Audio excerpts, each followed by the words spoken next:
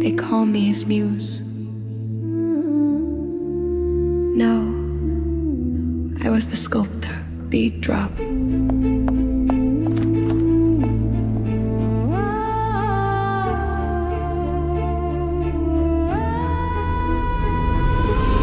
명성 위에 내 밤이 있었어. 네 작품 속에 내 손이 있었어. 사랑이라 말했지 그럼 왜 선택 못했지. 나는 네 모델 아니야 돌을 깨던 동료였지. 너는 빛으로 남고 나는 그림자라니. 내 이름을 가리고 거장이 되다니. 내 이름은 까미유 지워지지 않아. 내 이름은 까미유 그림자 아냐.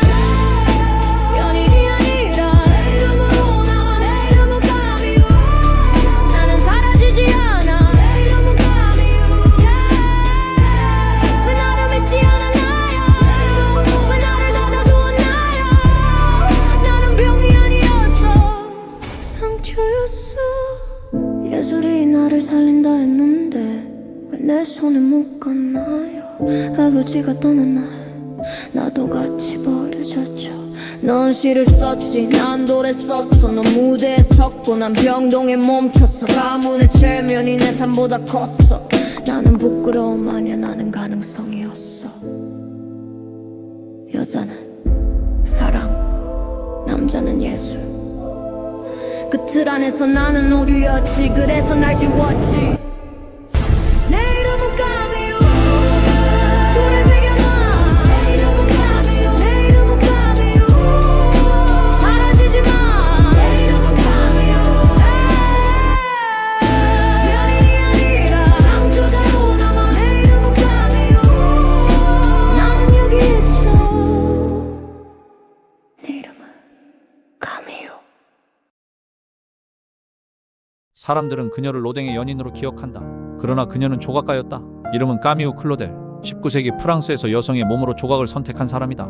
클로델은 어린 시절부터 점토로 사람의 몸을 만들었다. 손과 표정, 움직임을 이해했다.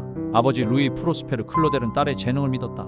여성의 국립미술학교 입학이 금지된 시대에 그는 사설 아틀리에 수업을 허락했고 가족을 파리로 옮겼다. 클로델이 조각가가 될 수 있었던 이유는 재능 이전에 아버지의 선택이었다.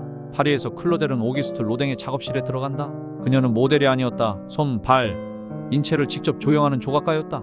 둘은 연인이 되었고 로댕의 편지에는 사랑의 표현이 남아있다. 그러나 사실도 남아있다. 작품의 이름은 로댕의 것으로 남았고 그녀의 손은 기록되지 않았다. 그는 그녀를 사랑했지만 보호하지는 않았다. 클로델은 자신의 이름으로 작품을 만들기 시작한다. 사쿤탈라, 왈츠 그리고 성숙의 시대에 이 작품은 한 남자가 젊은 여인을 떠나는 장면을 담고 있다. 작품은 주목받았지만 국가 구입은 돌연 철회된다. 방해의 증거는 없다. 그러나 개입도 없었다. 그녀가 혼자가 되는 순간 아무도 곁에 서지 않았다. 아버지가 세상을 떠난 1913년 클로델은 곧바로 정신병원에 입원된다. 결정에 동의한 사람은 어머니였다. 의사 기록에는 이렇게 적혀있다. 예술 활동은 환자에게 긍정적인 영향을 줄 수 있다. 그러나 어머니는 퇴원을 허락하지 않았다. 30년 동안 단 한 번의 면회도 없었다.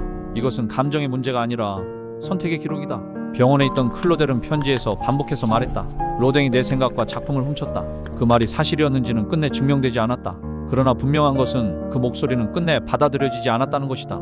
클로델은 병원에서 조각을 하지 못했다. 도구도 점토도 허락되지 않았다. 그녀는 1943년 병원에서 생을 마친다. 무덤에는 이름조차 남지 않았다.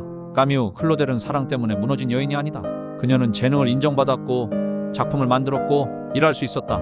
그러나 아버지가 떠나자 보호는 사라졌고 연인은 책임지지 않았으며 가족은 격리를 선택했다. 여자가 예술가로 산다는 것은 재능만으로는 불가능했다. 그녀를 무너뜨린 것은 병이 아니라 지켜주지 않은 선택들이었다.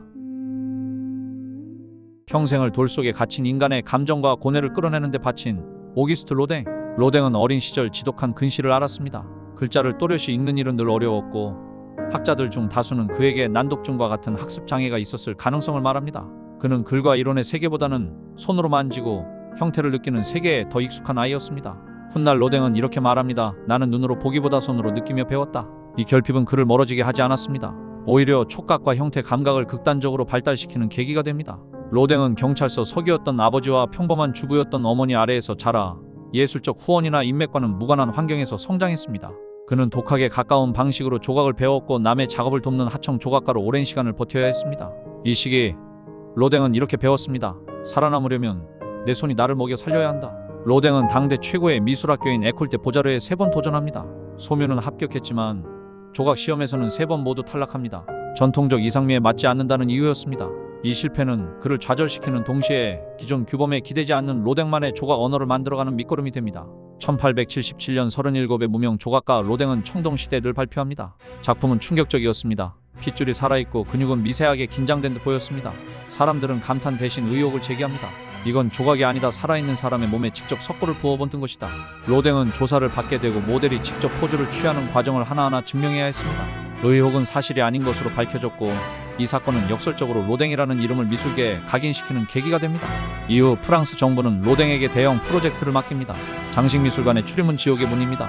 로댕은 단테의 신곡에 빠져들었고 수백 명의 인물을 문 위에 쏟아냅니다. 우리가 잘 아는 생각하는 사람 역시 원래는 이 문 위에서 지옥을 내려다보던 작은 조각이었습니다. 로댕은 이 작품에 무려 37년을 바쳤지만 끝내 완성하지 못합니다.